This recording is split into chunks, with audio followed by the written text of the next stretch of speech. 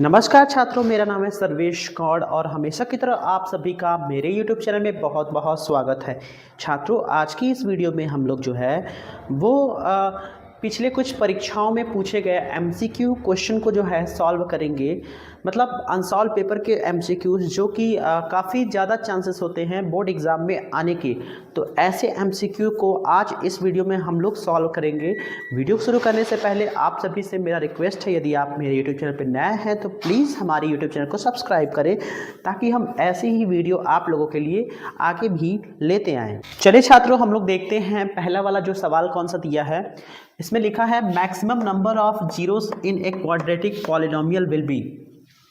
एक द्विघात समीकरण में यानी क्वाड्रेटिक पॉलिनोमियल में मैक्सिमम कितने जीरोस हो सकते हैं। हम सभी लोग जानते हैं जब भी हम लोग किसी क्वाड्रेटिक इक्वेशन को सॉल्व करते हैं और उस कंडीशन में जब उसके जीरोस को जब फाइंड करते हैं तो मैक्सिमम हम लोग के पास कितने जीरोस आते हैं, 2 जीरोस आते हैं। तो हम सभी का जो आंसर हो जाएगा वो क्या हो जाएगा, ऑप्शन नंबर बी, यानी ऑप्शन नंबर बी का जो आंसर दिया है 2, वो हम लोग का सही हो जाएगा। यानी एक क्वाड्रेटिक इक्वेशन में जो है वो मैक्सिमम कितने जीरो आ सकते हैं, 2 जीरो। अगला जो क्वेश्चन है, if tan a is equal to 4/3 then find the value of sec a। यानी कहा है कि tan a जो है वो 4/3 है, तो किसकी वैल्यू हम लोग को फाइंड करना है, sec a की वैल्यू फाइंड करना है। देखिए, इसको हम लोग चाहे तो पाइथागोरस थ्योरम से यूज़ करके लगा सकते हैं, और अगर पाइथागोरस थ्योरम से अगर ना लगा पाए तो हम लोग इसको आइडेंटिटी का यूज़ करके भी लगा सकते हैं। जैसे हम लोग को पता है कि आइडेंटिटी होती है sec square a is equal to 1 plus tan square a, ये होती है हम लोग की आइडेंटिटी। यानी sec a की अगर वैल्यू फाइंड करना है तो sec a is equal to, ये स्क्वायर जो है उधर जाएगा तो हो जाएगा 1 plus √1 plus tan square a। sec a is equal to, देखिए ये हो जाएगा 1 और इसकी वैल्यू कितनी दी गई है, 4/3 हम रखेंगे और स्क्वायर स्क्वायर लगा देंगे। sec a is equal to 1, 4 का स्क्वायर 16 और इसका स्क्वायर 3 का स्क्वायर 9। ठीक है, अब sec a is equal to हम लोग का हो जाएगा क्या, 9 का 1 में मल्टीप्लाई करेंगे, 9 हो जाए 9 प्लस 16/9 और दोनों को ऐड करेंगे तो कितना हो जाएगा हम लोग का 25/9। अगर इसका स्क्वायर रूट लेंगे, 25 का स्क्वायर रूट जो होता है वो 5 होता है और 9 का स्क्वायर रूट 3 होता है। यानी 5/3 हम लोग का फाइनली क्या आ जाएगा, आंसर आ जाएगा। यानी कहने का मतलब ऑप्शन नंबर जो डी है वो हम लोग का क्या हो जाएगा, करेक्ट हो जाएगा। एक बार फिर से रिमाइंड कर लेते हैं, यहाँ जो आइडेंटिटी लग रही है वो होती है sec square a is equal to 1 plus tan square a। इसका यूज़ करके जो है हम इसको आसानी से निकाल सकते हैं। तो चलिए हम लोग देखते हैं तीसरा वाला क्वेश्चन कौन सा है। The arithmetic mean of the even positive numbers from 1 to 10 will be. देखिए हम लोग का कह रहा है कि जो अर्थमेटिक मीन है, ठीक है, अर्थमेटिक मीन किसी इवन पॉजिटिव नंबर का 1 से लेके 10 तक, ठीक है ना, 1 से लेके 10 तक जो है 1 to 10 विल बी। तो सबसे पहले हम लोग को देख लेना है 1 से लेके 10 तक की जो संख्याएं हैं, 1 से लेके 10 तक का जो नंबर है वो इवन में कौन कौन सा है। नंबर्स हमारे लिए क्या हो जाएंगे, देखिए जो इवन नंबर पूछा है, या इवन नंबर लिख लेते हैं, नंबर्स इवन में 1 से लेके 10 तक क्या हो जाएंगे, 2 हो जाएगा, 4 हो जाएगा, 6, 8, ठीक है, 1 से लेके 10 तक, फ्रॉम 1 to 10, उसके बाद 10 भी हो जाएगा। ठीक है, तो ये नंबर हो गया। अब हमको क्या करना है, वो अर्थमेटिक मीन निकालना। Arithmetic mean is equal to होता है कुल पदों का योग बट्टा कुल पदों की संख्या।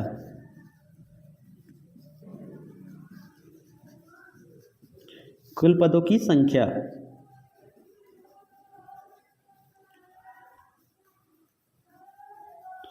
ये इसके लिए नॉर्मल वाला लग जाएगा। तो 2 + 4 + 6 + 8 + 10 बट्टा 5 हो जाएगा।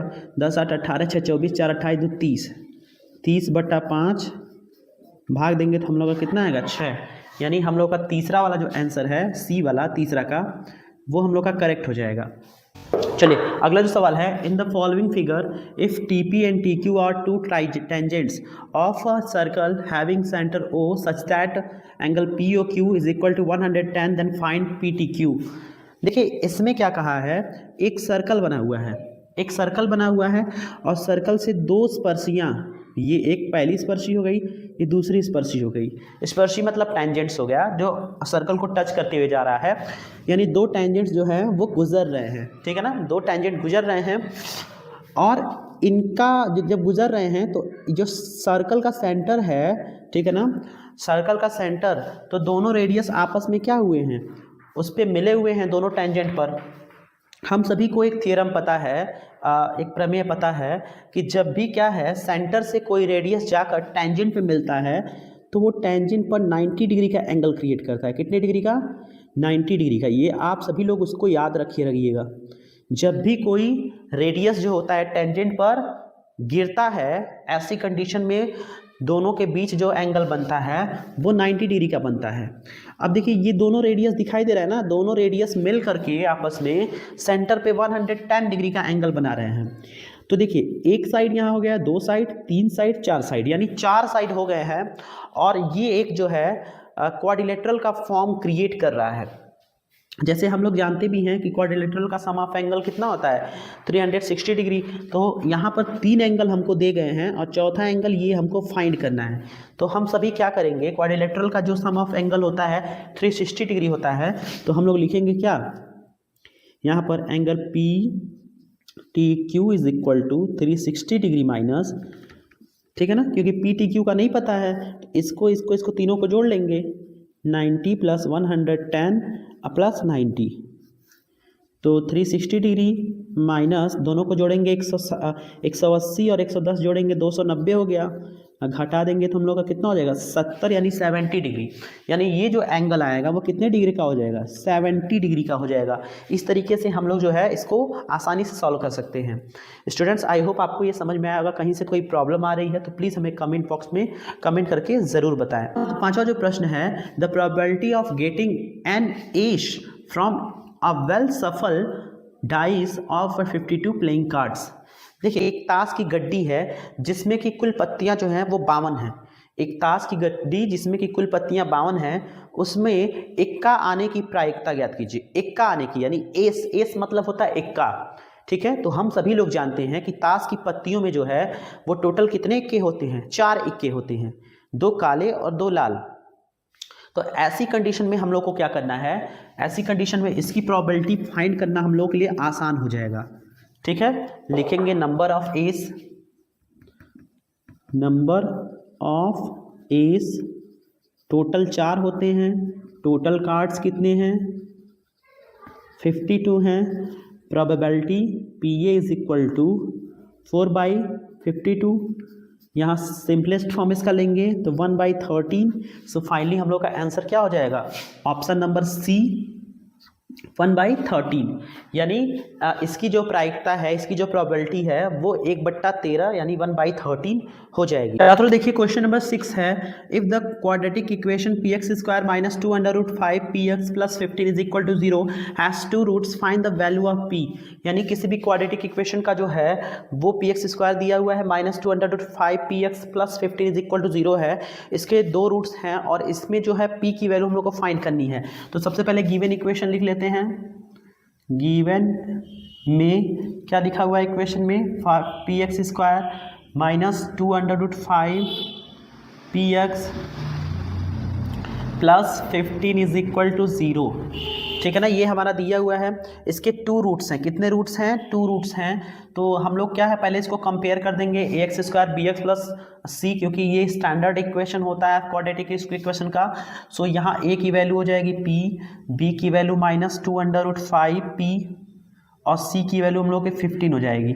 हम सभी लोग जानते हैं b square is equal to होता है d इज इक्वल टू, हम लोग जानते हैं d इज इक्वल टू होता है b स्क्वायर माइनस 4ac, ठीक है। तो यहाँ हो जाएगा 0 is equal to b square यानी minus 2√5 p square minus 4, a की वैल्यू p है और c की वैल्यू 15 है। सो यहाँ हो जाएगा 0 इज इक्वल टू -2 का स्क्वायर 4 और √5 का स्क्वायर हो जाएगा कितना 5, 4 5 जा 20 हो जाएगा। तो यहाँ हो जाएगा 20p स्क्वायर -60p। अब यहाँ हम लोग 20 कॉमन ले लेंगे, 20p कॉमन ले लेंगे तो बचेगा कितना p - 3 इज इक्वल टू 0। ठीक है, अब लिखेंगे when 20p is equal to 0, so p is equal to 0/20 कितना आ जाएगा, p इज इक्वल टू 0 आ जाएगा। ठीक, एक वैल्यू 0 हो गई। दूसरा जो दिया है and p - 3 is equal to 0, p is equal to 3 कितना हो गया, p इज इक्वल टू 3। यानी एक जो हम लोग का 0 आ गया, दूसरा कितना आ गया 3 आ गया। यानी हम लोग का पहला वाला जो ऑप्शन है वो क्या हो जाएगा, सही हो जाएगा यहाँ पर। छात्रों जो 7वां जो क्वेश्चन दिया है, what is the probability of getting a number when dice is thrown once. जब किसी पासे को फेंका जाता है तो उस पासे में जो है एक प्राइम नंबर आने की प्रोबेबिलिटी फाइंड करना है। ठीक है ना, हम लोग जानते हैं कि पासे में कुल संख्या कितनी होती है, 6 होती है। अब उसमें क्या है, देखिए सबसे पहले क्या है कि जब हम डाइस को फेंकेंगे, जब डाइस को फेंकेंगे तो टोटल नंबर्स जो हैं वो कितने होते हैं, टोटल नंबर वो 6 होते हैं हम लोग के। ठीक है, और कितने इवन नंबर, प्राइम नंबर कितने होंगे, प्राइम इसमें कौन कौन होंगे, 2 होगा, 3 होगा और 5 होगा, यही ना होंगे बस। यार मतलब हम अगर डाइस को फेंक रहे हैं तो उसमें जो नंबर्स हैं वो 2, 3 और 5, यही 3 नंबर है ना। टोटल रिजल्ट हम लोग का कितना है, 6 है, और प्राइम आने का रिजल्ट कितना है, 3 है। प्रोबेबिलिटी निकाल लेंगे, PA is equal to 3/6 divide करेंगे 1 कितना आ जाएगा 2। यानी फाइनली हम लोग का आंसर क्या हो जाएगा, ऑप्शन नंबर ए 1/2। अगला है, a tower is 20 metre high and its shadow is the ground 20√3 metre long, find its sun's altitude. मतलब सन का एल्टीट्यूड फाइंड करना है। सिंपली ये भी क्वेश्चन है कि हम लोग क्या कर सकते हैं। देखिए सबसे पहले इसको समझ लेते हैं, क्या एक क्वेश्चन कहा है, ये कहा है कि the tower is 20 metre height. एक टावर है, ये 20 मीटर हाइट का है और इसी का शैडो बन रहा है, ये नीचे की तरफ शैडो है ABC, ये 20√3 है मीटर, 20√3 मीटर है। तो इसको जब हम लोग सॉल्व करेंगे तो हम सभी को पता है कि यहाँ पर जो है हम लोग को पूछ रहा है क्या, सन की एल्टीट्यूड पूछ रहा है, यानी ये पूछ रहा है। ठीक है ना, तो दोनों ही साइड की जरूरत पड़ेगी। फिगर हम लोग का यही है, फिगर हम लोग का यही है, हम लोग को बेस और परपेंडिकुलर इन्हीं दोनों की जरूरत पड़ती है। तो यहाँ हम लोग नीचे सॉल्व कर लेंगे क्योंकि अभी लाइट आ गई है। तो हो जाएगा हम लोग का tan theta is equal to AB/BC, AB/BC। देखिए AB की वैल्यू हम लोग का 20 है, BC की वैल्यू कितनी हो जाएगी, BC की वैल्यू जो है हम लोग की 20√3, 20 से 20 कैंसिल, यानी 1/√3। ठीक है ना। अब देखिए tan theta is equal to 1/√3 किसका वैल्यू होता है, tan 30 डिग्री का। tan से tan कैंसिल हो जाएगा और थीटा हम लोग का कितना आ जाएगा 30 डिग्री। सो फाइनली हम लोग का हो जाएगा क्या, यहाँ पर हम लोग का जो आंसर आएगा वो 30 डिग्री आ जाएगा।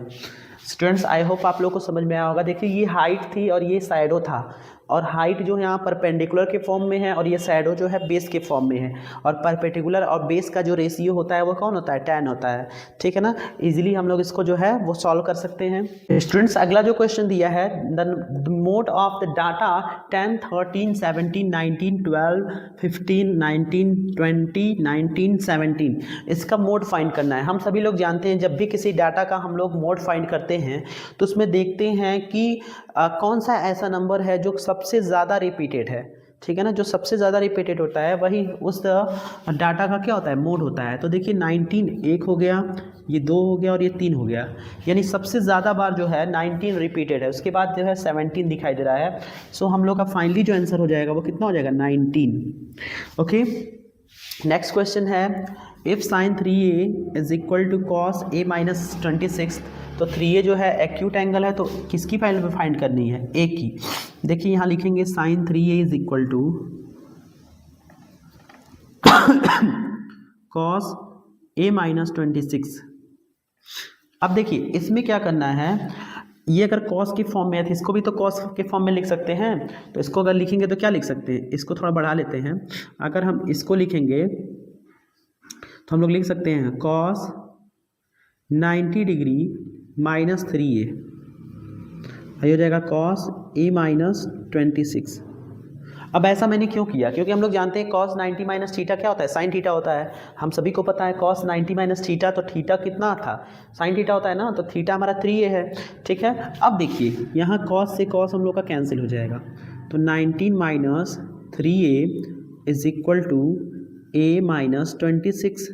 और जो देखिए 3a को उधर लेते आते हैं, 26 को इधर लेते जाएंगे, तो 90 plus 26 is equal to a plus 3a। अब यहाँ नीचे सॉल्व कर लेते हैं, सो हम लोग का हो जाएगा 4a इज इक्वल टू, दोनों को ऐड करेंगे हो जाएगा 116।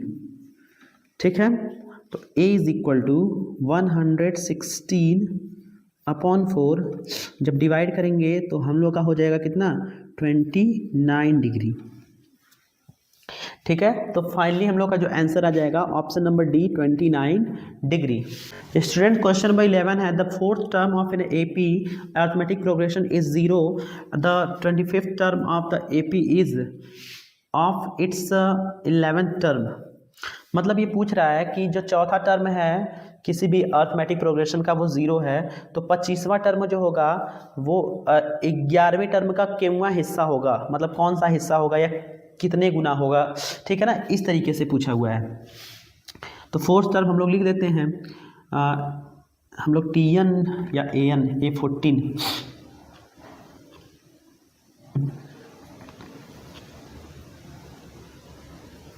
a4 a plus 4 minus 1 into D, तो ये 0 हो जाएगा, यानी a प्लस 3d।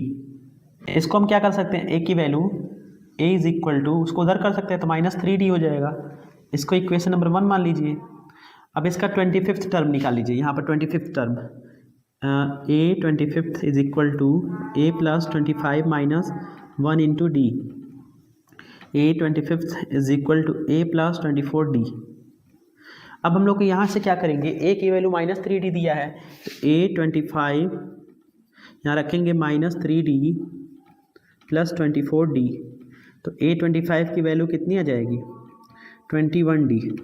ठीक है, अब यहाँ जब निकल गया है तो हम लोग क्या करेंगे, 11th वाला निकाल लेते हैं। देखिए a 11th is equal to a plus 11 minus 1 into d, और a 11 इसको मान लीजिए इक्वेशन नंबर सेकेंड मान लीजिए, ये हो जाएगा a प्लस 10d। कितना हो जाएगा, a plus 10d, a plus 10d हो जाएगा। अब a 11 इज इक्वल टू, यहाँ भी हम लोग a की वैल्यू यहाँ से रख देंगे इक्वेशन 1 से, आप लिख सकते हैं फ्रॉम इक्वेशन 1, तो यहाँ लिखेंगे माइनस 3d प्लस 10d, ठीक है, इज इक्वल टू 7d, ये इक्वेशन 3rd हो जाएगा। अब नीचे लिखेंगे by equation 2nd and 3rd। तो जब इक्वेशन 2nd एंड 3rd से जब करेंगे हम लोग, तो देखिए यहाँ पर क्या हो जाएगा, a25 upon a11 is equal to 21d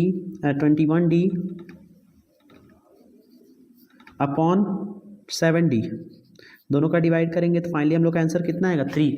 यानी हम लोग का जो आंसर हो जाएगा वो कितना हो जाएगा, 3 हो जाएगा, यानी ऑप्शन नंबर डी हम लोग का करेक्ट हो जाएगा। एक बार इसको और हम लोग अच्छे से समझ लेते हैं। तो सबसे पहले हम लोग का फोर्थ टर्म निकालना है। यहाँ पर हमने क्या किया है, फोर्थ टर्म निकाल लिया है, a4 is equal to a plus 4 minus 1 into D.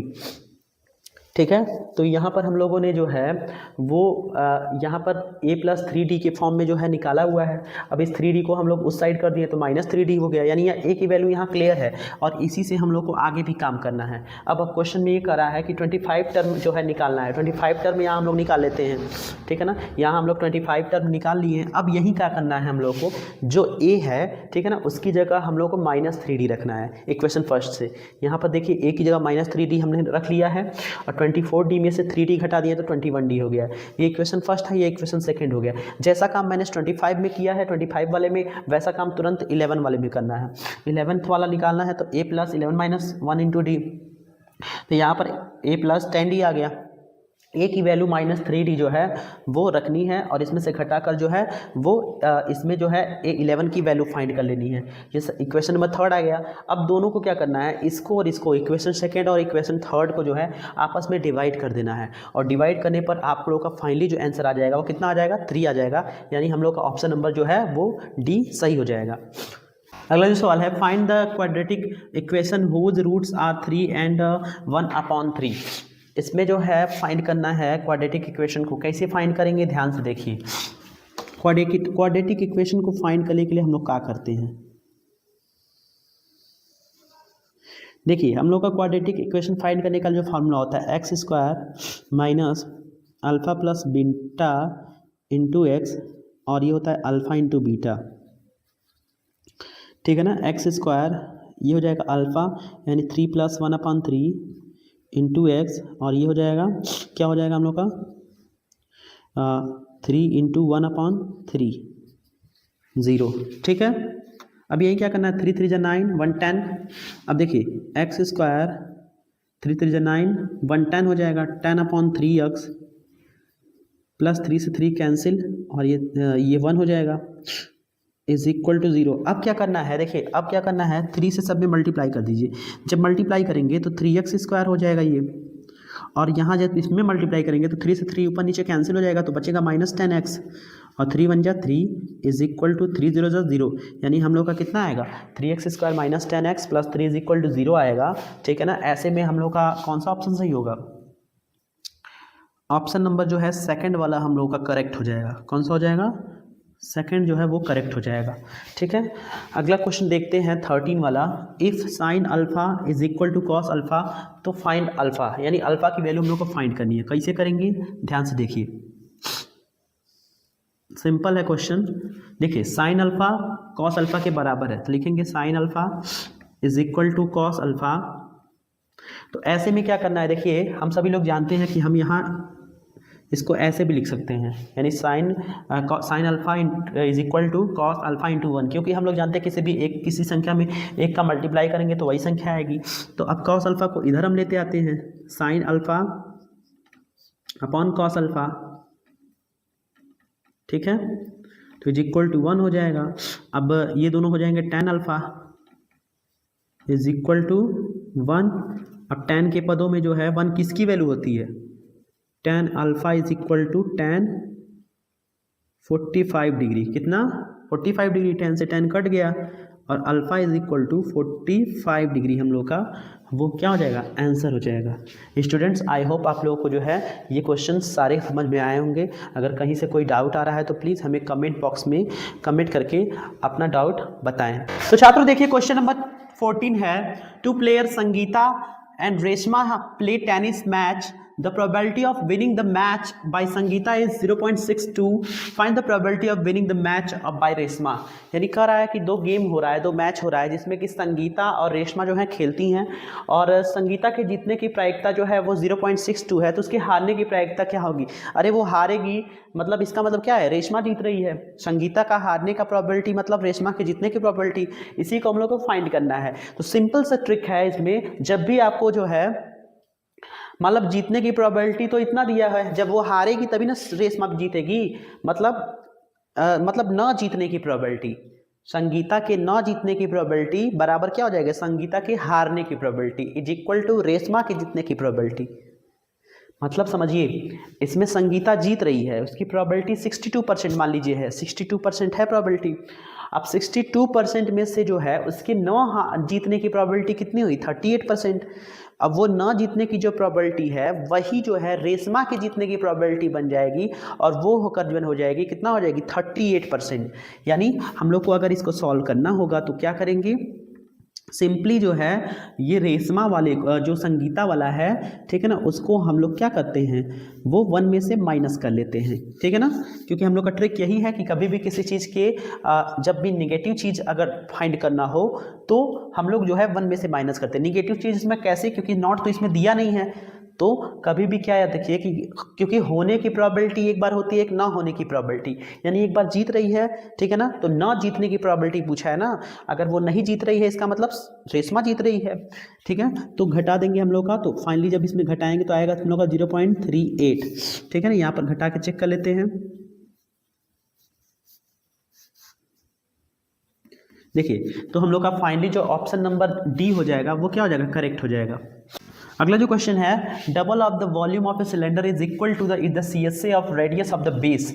देखिए अगर किसी वॉल्यूम को डबल कर दिया जाए, सिलेंडर, वॉल्यूम ऑफ सिलेंडर क्या होता है, वॉल्यूम ऑफ सिलेंडर होता है πr²h, इसको डबल कर दिया जाए, क्या कर दिया जाए, डबल, यानी 2 से मल्टीप्लाई कर दिया जाए, तो कह रहा है कि जो है CSA ऑफ सिलेंडर और रेडियस के कितना गुना होगा, ठीक है ना, मतलब जोड़ने पर होगा, डिफरेंस करने पर होगा, प्रोडक्ट करने पर होगा, या डिवीजन करने पड़ेगा।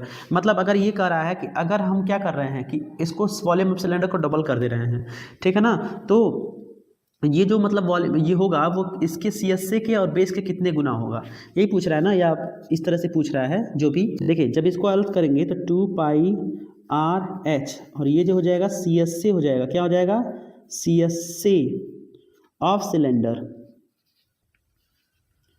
और इनटू, क्योंकि 2 आर था, 1 आर बचा ना, तो यही हुआ। देखिए CSA और रेडियस दोनों का क्या हो जाएगा, प्रोडक्ट हो जाएगा, क्या हो जाएगा, बीच वाला जो साइन दिया है वो प्रोडक्ट का है, किसका है, प्रोडक्ट है। यानी किसी भी सिलेंडर का जो वॉल्यूम होता है अगर उसको डबल किया जाए, ठीक है ना, तो वो सिलेंडर के कर्व सरफेस एरिया और रेडियस के प्रोडक्ट के बराबर होता है, ये आप याद रखिएगा हमेशा, ठीक है ना। तो ऑप्शन नंबर जो है हम लोग का वो सी जो है, प्रोडक्ट, सही हो जाएगा। अगला जो सवाल है वो दिया है the coordinates of the point which divide the joint line -1 7 4 -3 and 2 3, ठीक है। इसको हम लोग को फाइंड करना है। इसके लिए देखिए हम लोग का जो कोऑर्डिनेट्स फाइंड करने का सूत्र होता है, हम लोग का फॉर्मूला होता है, अगर हम लोग को फाइंड करना है तो m x2 + n x1 m + n, और ये m y2 + n y1, ये भी m + n। देखिए जब रेशियो दिया हुआ है और दो अलग अलग जो है हम लोग के कोऑर्डिनेट्स दिए हुए हों, तो ऐसी कंडीशन में क्या है, हम लोग को जो है इस वाले फॉर्मूले से हम लोग को इसका एक तरह से कोऑर्डिनेट्स पता कर लेना है। देखिए तो m की वैल्यू हमारी कितनी हो जाएगी, 2 हो जाएगी, और x2 हमारा कितना हो जाएगा, ये x1 है, ये y1 है, ये x2 है, ये y2 है, तो x2 4 हो जाएगा, और n की वैल्यू जो कितनी हो जाएगी 3, और x1 की वैल्यू कितनी हो जाएगी, x1 की वैल्यू -1, 2 + 3, ठीक है। यहाँ भी वही 2 × y2 की वैल्यू हम लोग की -3 हो जाएगी, और इसके बाद n का वैल्यू 3, y1 की वैल्यू कितनी हो जाएगी, 7 हो जाएगी, 2 + 3, सॉल्व करेंगे, 2 × 4 = 8 -3/5 और -6 21/5, सॉल्व करेंगे तो ये हो जाएगा 5/5 और ये हो जाएगा 15/5। सो अगर इसको क्रॉस करेंगे, काटेंगे पीटेंगे तो 1,3 जो है हम लोग का क्या आ जाएगा, आंसर आ जाएगा। तो पहला वाला जो ऑप्शन है वो हम लोग का क्या होगा, करेक्ट हो जाएगा। तो स्टूडेंट इस तरीके से आप लोग जो है इसका कोऑर्डिनेट्स आप लोग फाइंड कर सकते हैं। देखिए छात्रों 17 वाला नंबर क्वेश्चन दिया है, half of the parameter of rectangular garden is 36 metre with the length is 4 metre more than its weights, find the dimension of the garden. इसमें सबसे पहले क्या करना है, देखिए कह रहा है कि ब्रेड्थ जो है, मान लेते हैं let width is equal to x, तो लेंथ हम लोग का क्या हो जाएगा, एक्स प्लस 4 हो जाएगा। अब सुनिए यहाँ पर हम लोग का पेरीमीटर ऑफ रेक्टेंगल क्या होता है, पेरीमीटर ऑफ रेक्टेंगल होता है 2 इंटू एल प्लस बी। अगर हाफ पेरीमीटर यही कर दिया जाए, half perimeter of rectangle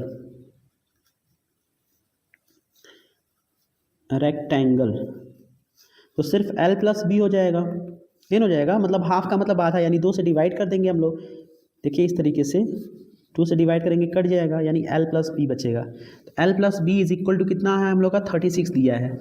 so यहाँ पर हम लोग लिख लेंगे एक्स प्लस 4, यहाँ हो जाएगा 36 is equal to 2x plus 4 हो जाएगा।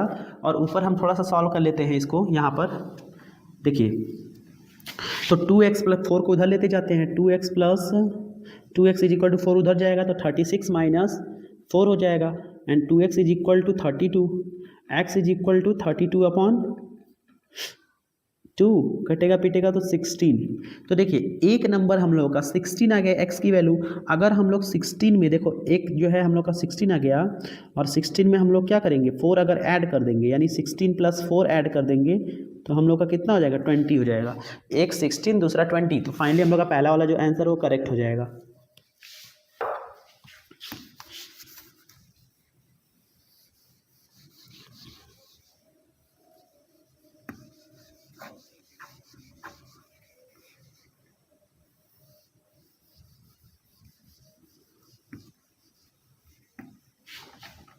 क्वेश्चन है, find the base area of right circular cylinder is 100 centimetre square and it's height is 4.7, find the volume of the cylinder will be.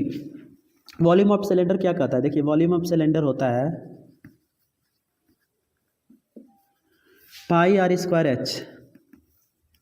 तो ये जो दिया है वो 100 सेंटीमीटर स्क्वायर दिया है पाई आर स्क्वायर का, और इसका जो हाइट दिया है वो 4.7, तो मल्टीप्लाई कर देंगे, यानी 470, और ये सेंटीमीटर स्क्वायर में था ना, तो सेंटीमीटर हम लोग का अब क्यूब हो जाएगा, ठीक है ना, क्योंकि जब भी वॉल्यूम हम लोग निकालते हैं, तो उसका जो यूनिट होता है वो किस में होता है, क्यूब में होता है। तो आप सभी लोग याद रखिएगा, गलती से स्क्वायर मत लगा दीजिएगा, क्योंकि एरिया जो होता है वो स्क्वायर में होता है, वॉल्यूम जो होता है वो क्यूब में होता है। हम लोग का ऑप्शन नंबर ए जो है वो क्या हो जाएगा, करेक्ट हो जाएगा। फिर अगला है, the minute hand of a clock is 8 centimetre long, the area of the sector formed by the minute hand is 1 minute will be. हम लोग देखिए यहाँ पर क्या करना है, सबसे पहले हम लोग को देखना है कि 1 मिनट में जो होता है, 1 मिनट में जो घड़ी की सुई होती है वो कितने डिग्री का एंगल क्रिएट करती है। हम सभी लोग जानते हैं कि घड़ी की जो सुई होती है 60 मिनट में, 60 मिनट में जो है वो 360 डिग्री का एंगल क्रिएट करती है। तो 1 मिनट में कितने डिग्री का करेगी, 360 अपॉन 60, यानी 6 डिग्री का। यही हम लोग को याद करना है। और एरिया ऑफ सेक्टर क्या होता है, area of sector theta upon 360 degree pi r square, ठीक है ना। तो यहाँ पर हो जाएगा क्या, 6 upon 360 degree pi r square, ये कटेगा इससे, तो कटेगा तो हो जाएगा पाई आर स्क्वायर अपॉन ये इससे कटेगा तो 60 हो जाएगा, यानी ये पहला वाला हम लोग का ऑप्शन क्या हो जाएगा, सही हो जाएगा। स्टूडेंट्स आई होप आप लोगों को ये समझ में आया होगा। एक चीज़ याद रखिए, कभी भी एंगल निकालना होता है तो एक कंप्लीट जो होती है मिनट वाली सुई जो होती है घूमती है, कितने डिग्री का एंगल क्रिएट करती है, 360 डिग्री का, एक गोल राउंड में घूमती है। तो 1 मिनट का निकालना है तो क्या करेंगे, 60 से हम लोग इसमें डिवाइड कर देंगे, तो 1 मिनट का 6 डिग्री हो गया। अब यहाँ एरिया ऑफ सेक्टर में हम लोग रख दिए हैं, रखने के बाद हम लोग का ये वाला जो है ऑप्शन सही हो गया है। छात्रों देखिए 20 वाला जो क्वेश्चन है, लिखा है the arithmetic mean of 8 numbers is 12, 9th number is not clear to read, if the arithmetic mean of all 9 number is 13 then the number which is not clear will be. देखिए 8 numbers का जो यह दिया है, 8 numbers का लिख लेते हैं, 96 हो गया, कितना हो गया, 8 नंबर्स का 96 हो गया। और ऑल 9 नंबर्स का कितना हो जाएगा, देखिए 9 नंबर्स का कितना है, 9 नंबर्स का 13 दिया है ना, 8 नंबर्स का 12 दिया था, तो 8 का 12 में मल्टीप्लाई कर दिया, 96 आ गया। हम इसको शॉर्ट में समझा रहे हैं, क्योंकि लॉन्ग में जो है वो ब्रीफली नहीं, मतलब बड़ी में करना पड़ेगा, इक्वेशन बना के करना पड़ेगा, शॉर्टली समझा रहे हैं। 8 नंबर्स का जो है वो 12 है, तो सम ऑफ द रिजल्ट कितना हो जाएगा, ये 8 12 96, ठीक है ना। अब इसमें जो है ऑल 9 नंबर्स का 13 दिया है, तो 9 का हम लोग 13 में मल्टीप्लाई कर लेते हैं, हो जाएगा 117। अब इन दोनों का डिफरेंस निकाल लीजिए, 117 माइनस 96, और ये 11 में से 9 जाए 2 यानी 21, तो हम लोग का फाइनली आंसर क्या हो जाएगा 21, यानी 20वां जो है 20वें का हम लोग का जो है वो 21 ऑप्शन नंबर बी जो है वो सही हो जाएगा। छात्रों ऐसा सवाल कभी भी जब भी दिया रहे तो आप लोगों को क्या करना है कि जो दिया है 8 संख्याओं का समांतर माध्य 12 है, तो 8 संख्याओं का योग निकाल लीजिए। सबसे पहले योग कैसे निकालेंगे, दोनों का आपस में मल्टीप्लाई करेंगे, ठीक। अब 9वीं संख्या जो है हमको पता नहीं है, 9वीं संख्या हमको नहीं पता है, तो क्या करेंगे, इसमें करा है लेकिन ये पता है कि 9वीं संख्याओं का समांतर माध्य 13 दिया है, यानी अब 9वीं संख्याओं का समांतर माध्य 13 दिया है, तो इसका भी योग निकाल लीजिए, ठीक है ना। अब क्या करना है, दोनों में से यानी इस योग में से इस योग में से दोनों को आपस में क्या कर लीजिए, माइनस कर दीजिए, हमारा जो है आंसर आ जाएगा। तो छात्रों हमें उम्मीद है कि ये वीडियो आप सभी को पसंद आया होगा। अगर कहीं से कोई समस्या आ रही हो, कोई डाउट है किसी भी क्वेश्चन में, तो आप कमेंट करके हमसे जो है वो अपना डाउट क्लियर कर सकते हैं। हम पूरी कोशिश करेंगे कि आपके डाउट को जो है वो दूर करें। आज इस वीडियो में इतना ही छात्रों, अगले वीडियो में हम लोग एक नए सिरे से जो है नया टॉपिक लेकर हाजिर होंगे। तब तक के लिए नमस्कार।